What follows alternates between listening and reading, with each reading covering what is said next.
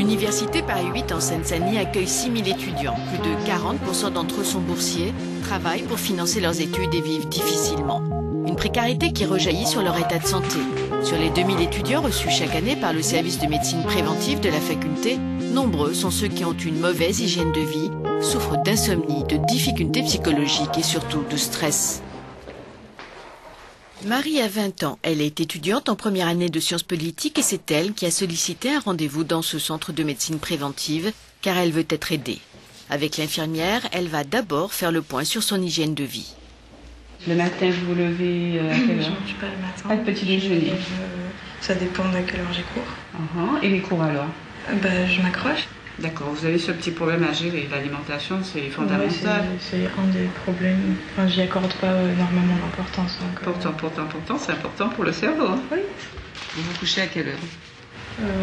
L'heure à laquelle je me couche, ça va être 22h, 23h et je vais jamais m'endormir avant 3h du matin. Vous vous couchez à 23h, vous vous endormez à 3h du matin. Oui. Vous voulez vous faire aider? Sinon, je serais pas on est là, hein, de toute façon, vous avez tout le monde sur place. Je ne serais pas venue ce matin si je voulais pas. Voilà, donc c'est important. On va faire ce qu'on peut, mais on va vous aider.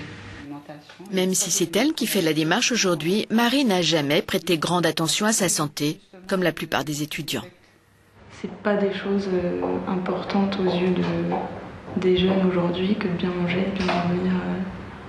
Ils se disent que s'ils le font, s'ils commencent à ne rien faire maintenant et à faire attention, ils vont finir vieux et cons et donc ils priment plutôt sur les intérêts ponctuels et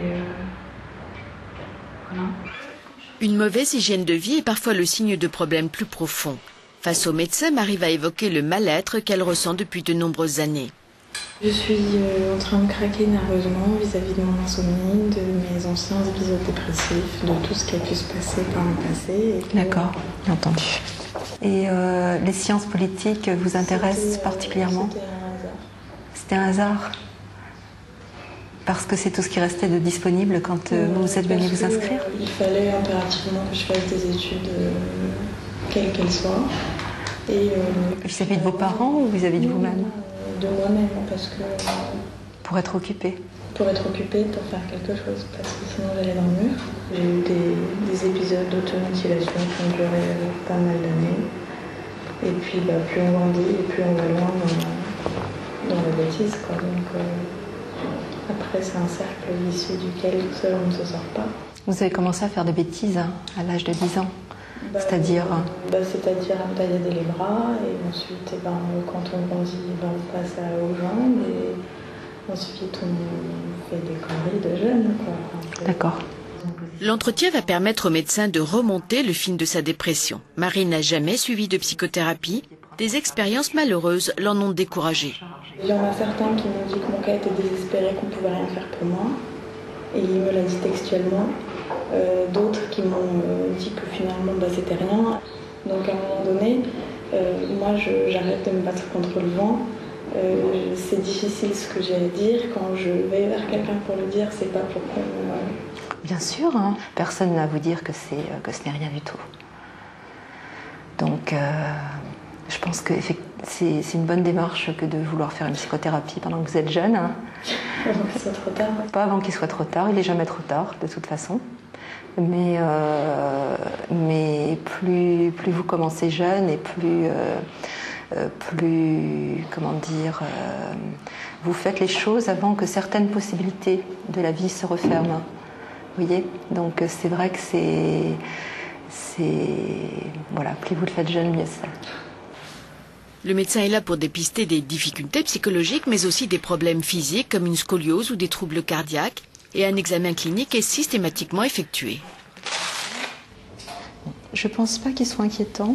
Je vais regarder votre ventre. Donc c'est toujours cet endroit-là qui est douloureux et des fois ça vient vers le dos. Marie repart avec les coordonnées des psychologues du centre pour prendre rendez-vous. C'est l'avantage de ce service de médecine préventive. Ici, les étudiants peuvent consulter gratuitement différents spécialistes. Ici, en fait, elle peut aller voir un psychologue. Je pense que c'est ce qui est le plus important pour elle.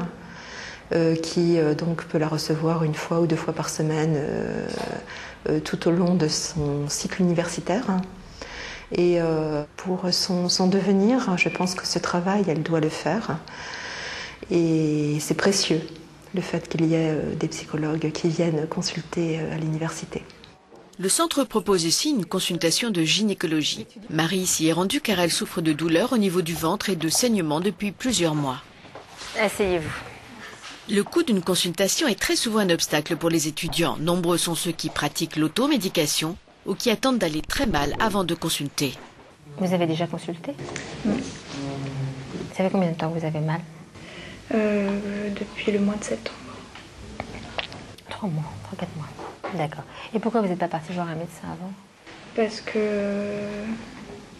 je fais absolument pas confiance aux médecins, que j'ai pas trouvé de médecin qui pourrait entre guillemets me plaire et que là en ce moment j'ai plus de couverture donc je peux pas me permettre d'aller voir un médecin D'accord. dans lequel je devrais payer.